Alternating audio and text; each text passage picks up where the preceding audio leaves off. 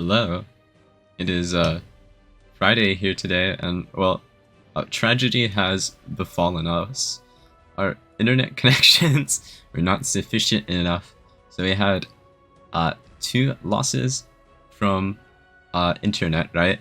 And then two losses with the comp that our glorious leader made me keep secret, even though I didn't think the comp was all that omnipotent.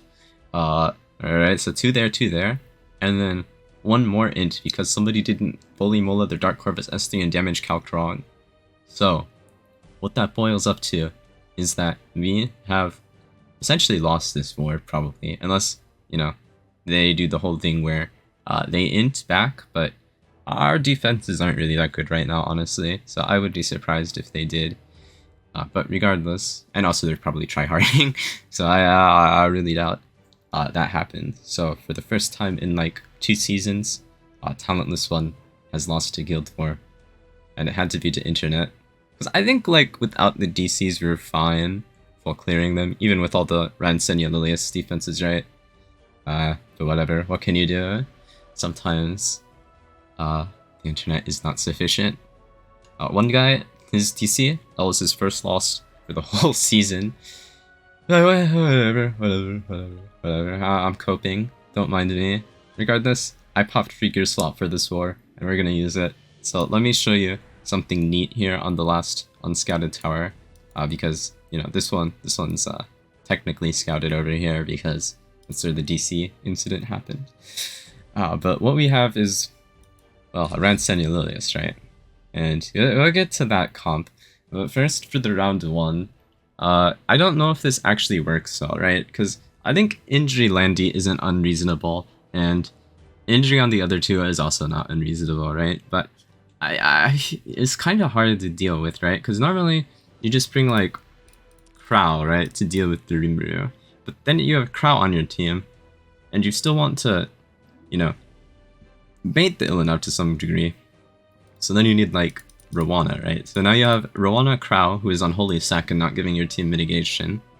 And then you need somebody that can deal damage fast enough to deal with these things, right? So your only option is essentially LCB, and if you get countered enough by the Ilynav, like she's going to kill you, even with Rowana, because like these are all very high damage single target abilities on the Rimuru, on the Landy. You get the idea. Although honestly, with the death buff up, it might be okay. Potentially, but you don't. I don't think Rowana, like if the Landy doesn't proc salvo, essentially, right? You're not healing enough on the LCB, I think at least. And if it gets to a situation where Landy does press S3, I'm pretty sure you're just dead, right? Because you're still getting injured by Ilynav, and you're still getting, you know, potentially injured by the Landy, right? Well, I guess if it's injured Landy, you're not getting countered. But regardless, the comp we have come to is this. And I'm not sure if it's better than LCB, to be completely honest. Wait. Let me just have like one more moment of second guessing, right? Just one moment of second guessing. In one moment. Okay, my concerns have been washed away with the serene logic of my guildmates, and LCB probably just dies to like 2 Ilynav S2 counters, right? So we're not gonna LCB, even though I can make a really tanky one. But the idea with this comp, right, is Lily is my solo carry, and she. The problem with Lily is like, if you do get injured and you don't kill, it's very annoying to get ramped back up again on a single target. Hopefully I don't run into that issue and I can just kill all of them, but it can get sketchy at this, I feel. But I think this is the best odds I have if I want to like try to play around as much as possible. It is the like mental behind it. So ideally I'm probably just killing the Landy first. If it's like POV Landy, you're really tanky, maybe not, but I'll probably just S1 her first on turn 1 at the very least, because I want the turn reduction on the crit damage buff, probably, if I can. So yeah, I'll be S1ing into her to get the first stack on, and then I'll, like, from there, we'll see their builds, right, as it plays out, and make more decisions from there.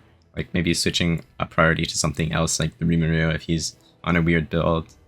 But regardless, yeah, I think this comp worked. Like talked about cleaving it, but it's kind of annoying to cleave into the Rimuru, as weird as it sounds.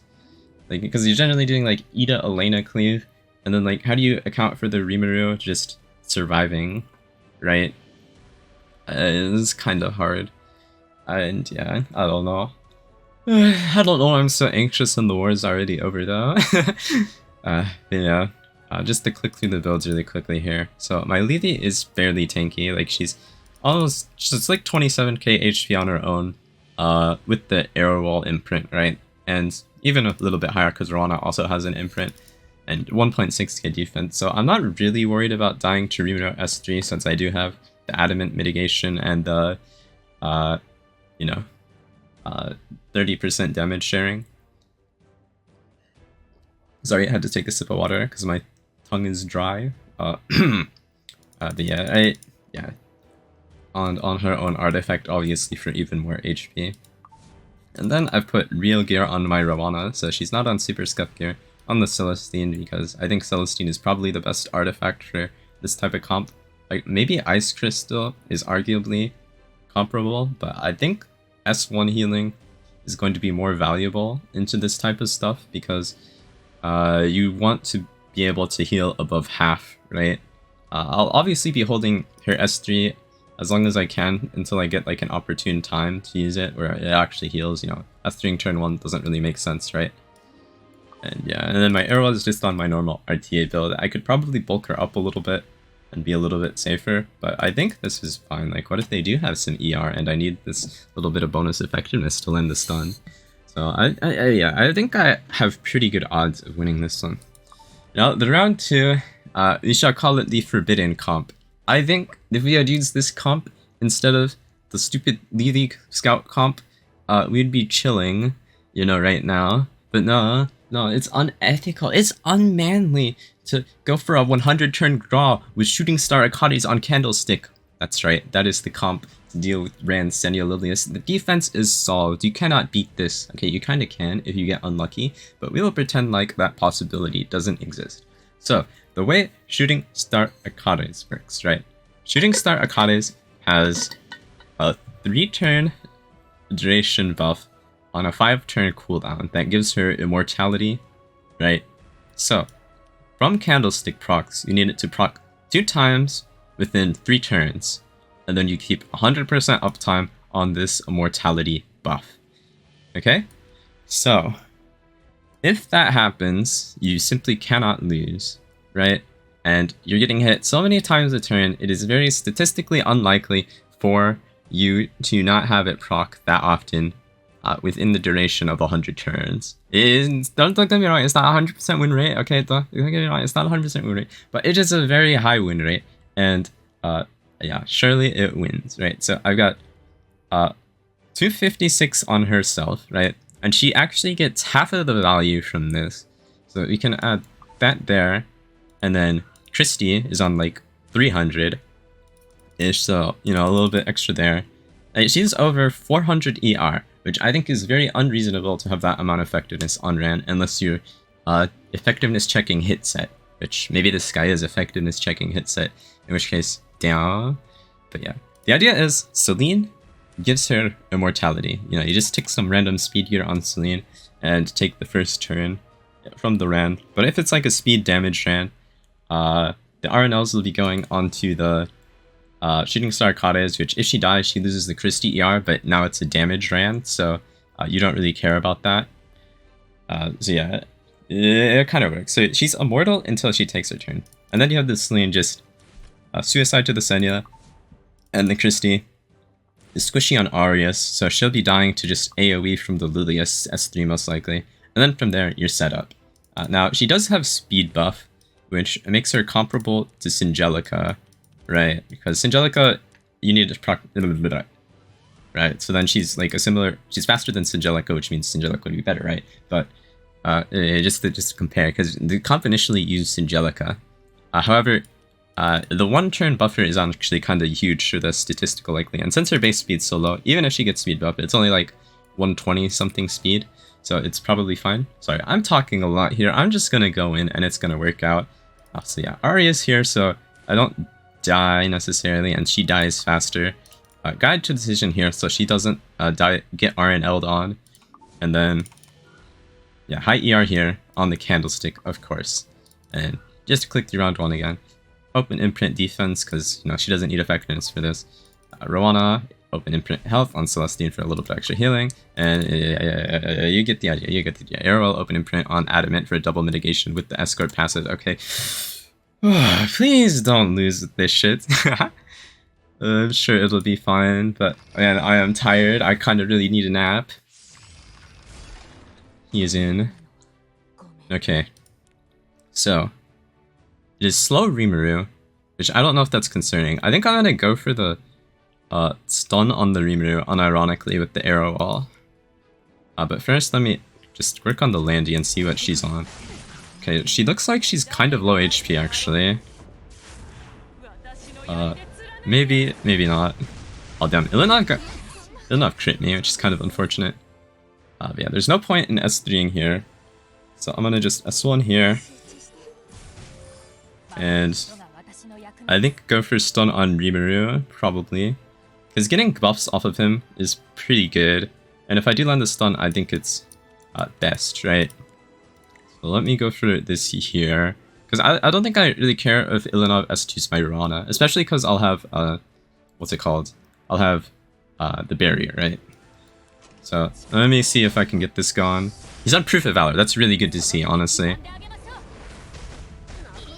Okay, that procs to Analyze and Assess. Wait. Okay, I just realized some fatal flaw with this comp, and it's very good I landed that stun. Because he could have def broken me off of the speed buff, now that I think about it. But I'm sure it's fine. I didn't see the Landy's health, actually. I'm just assuming I kill. Probably do. Yeah. Okay, so now she's gone, so even if it were Holy Sac, right, she'd not be an issue. And then I just start working on the Ilynav here, right?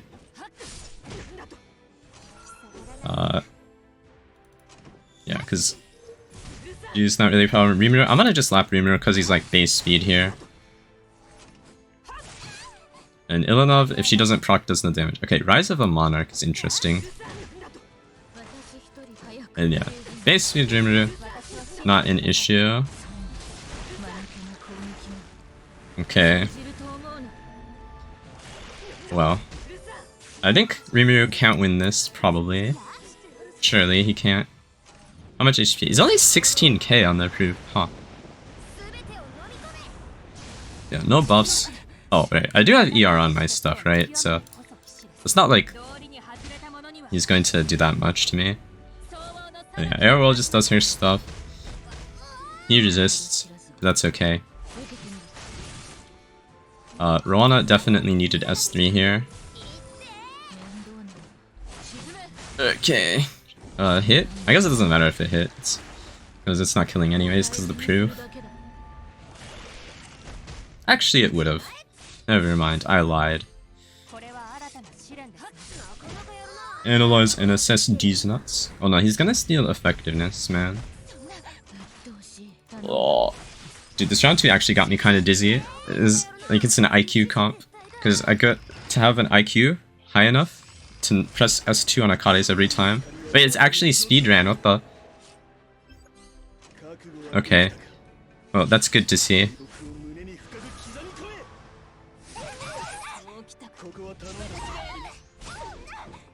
Okay. Well, now I am an immortal. Actually, speedran though, what the fuck? I know that sounds like it's... Well, of course it's speedran, but like, bro, all of their towers are trapped except for this one.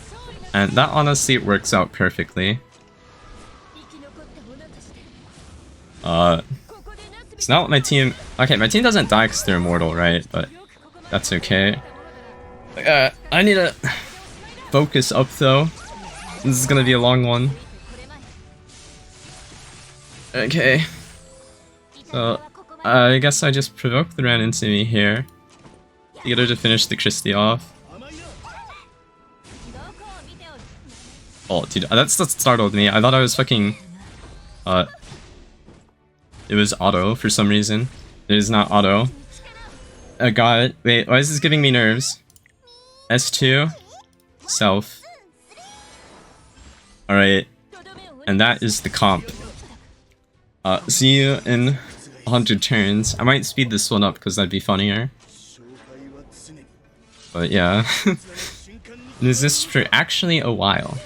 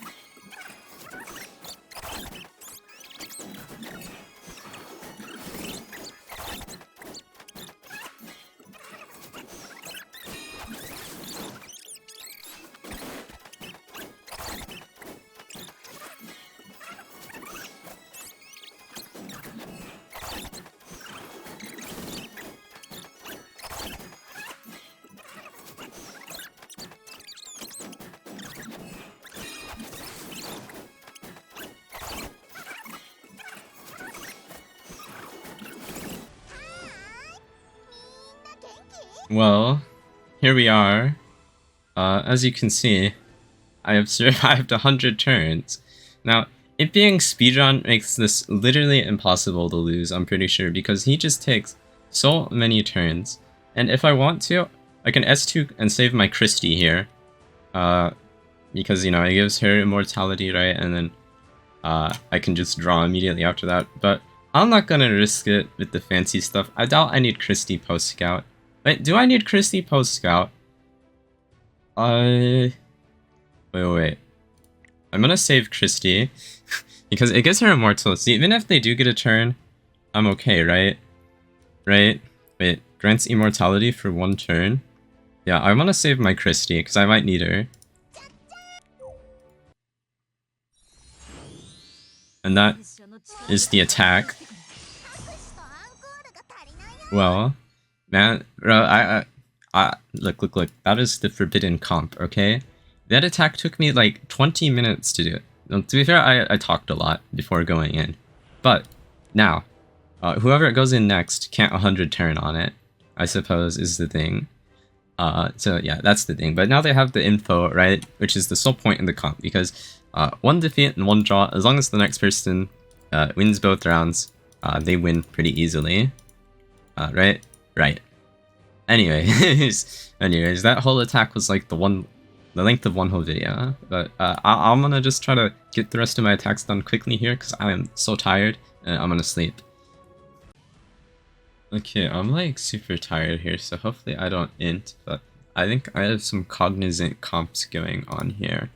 So, we are attacking right here, and it's just standard post-scout on the trap defense here, right? We got the Alots fishing the Luna, who SDs the Ren, and then S1's into the Senya. My crit isn't capped, so it has to be in that order, but it's okay. The Ren's not on an evasion artifact or tanky anyways, so I'm not really worried about the Luna dying here. And then the LCB obviously just finishes off the Senya. I don't think I'm in any danger of getting outsped. No, definitely not in any danger of getting outsped. So yeah, it'll just be that. I guess I could do Warhorn here and it might be a bit better. So let me do that just for funsies, but I don't think it'll be very relevant. Because I don't need a silver in like the LCB, I kind of doubt. And then round 2, they're pretty slow. And it seems annoying to cleave, I guess, but at the same time, it's probably fine to do whatever here. Like, I could just copy the scout comp, which was Charlotte, into this. I think Charlotte is a very good answer to this defense. But my Charlotte is not molded, so I'm going to opt to not bring her.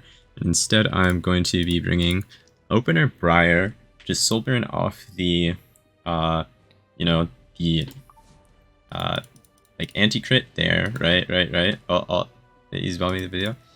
And then I'm going to have Elena just finish off the Landy and then have the Sash proc, and then and then this Nilam will be finishing off these two, because like I don't think Landy can solo. Hopefully, maybe I should make Nilam a little bit tankier though, just to be safe, right? Just to be safe. You know, there's no way, but at the same time, maybe there is way. Yeah, it'll just be a little bit tankier for fun. Outside of that though, I don't think there's like any glaring issues. Like I'd have to die to the one S1, S2 proc on my whole team, which, I mean, maybe it's feasible because she's kind of low health and my team is very squishy. But at the same time, I really don't see that happening going in.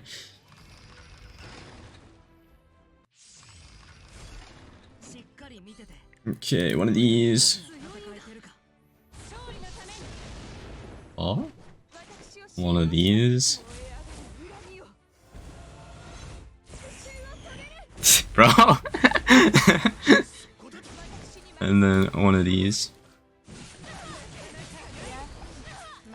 Little attack for fun. Okay, I'm gonna S1. Oh, I think this is ungeared. What the? Wait, she died to the S1? Okay, middle mount sped then, that's pretty good. Wait, it was actually like 180 speed Landy. What the fuck? I thought he like got bonus CR. I didn't crit anything. I don't think it matters, because I learned Death Break, obviously. And then, I guess I could have done Drink then, but it was hard to tell the speeds, right? Oh, huh. Thanks for the help, Nilam, I guess. Bro, he's just spamming. Anyways, one more quick cleave. It's probably going to be on Stronghold because you need hits there. But yeah. Anyways, one more to wrap this up. Okay, I am all regeared for the Stronghold, and I am dreading regearing for the rest of my account after this, because regear swap is actually a curse. Do not fall for it. You know, lure. I'm very tired, as I've said every time. I know how to string words together into a coherent sentence. So what we have here is we have pretty straightforward stuff, right? So Zahak is going to actually S3 the Mercedes, and since we have Briar, she won't revive, and that'll push up the Karina. However, because my Zahak is on Merciless Glutton here, he gives push, and then Briar has Sash equipped, who also gives push, and then the Zahak S2 gives push as well. Right, so my Watcher will outpush the Karina, you can then S3 the Karina, and then it is just a 3v1 versus this very squishy Sarun. And then for round 2, we have something, an interesting unit here you might notice. We have Melissa, who, well, she has an interesting part of her kit. Like, this is, not many units have this. She has an Ignore ER Soul Burn that strips before doing damage. So into Kayron specifically, she's actually quite good. You know, this is, you're actually using Melissa for her kit, which is crazy. But yeah, this Choux is not on Snow Crystal, it's just on, what is she on? Proof of Valor. So you're just attack buff strazing with the beat on push to kill. I went kind of overkill because, you know, it is free gear swap, right? So going a little bit overkill, not a bad idea. So yeah, this strays S3 is going to proc the Kayron, and then the Melissa finishes off. Pretty straightforward. Yeah. And then obviously you got the Doctor's Bag on the Moon Bunny Dominio. Yeah, who also has attack imprint. Wow! So I'm gonna do lots of damage, tons of damage. Alright. Anyways, this looks pretty free though.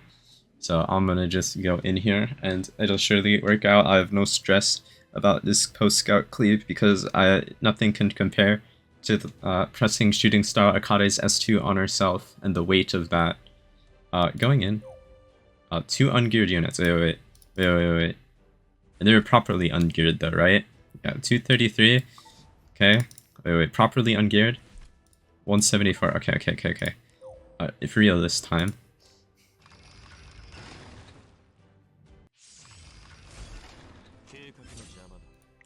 Okay, push Watcher with this. Kill Mercedes with this.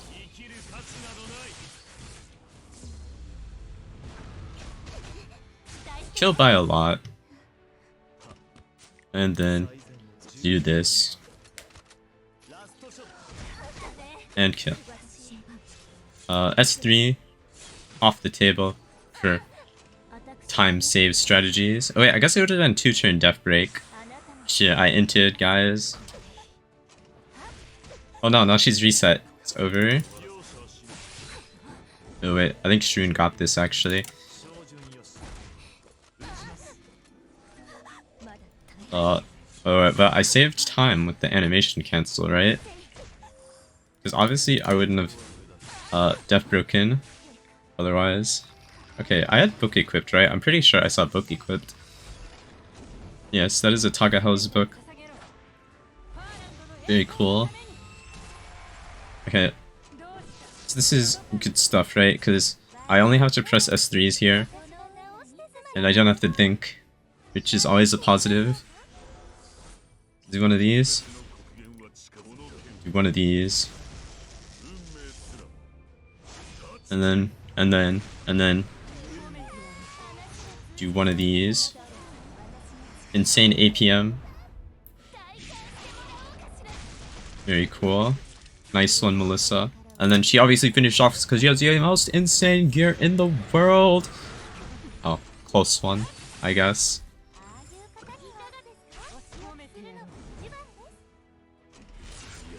How much damage are we talking here, Strays? Very good, 18k, not bad. Well, for the record, we haven't had any impact losses at all since the initial 3, so, you know, it did come down to the disconnects, which is unfortunate. But, like I said at the beginning, what can you do? Sometimes your internet just doesn't work twice in one guild war. Whatever. We're rank 1, secured in the Hall of Fame, so it doesn't really matter, but it still kind of stings, right? But anyways, that's it for me today. Thank you for watching. Subscribe if you enjoyed, and I shall see you again soon here.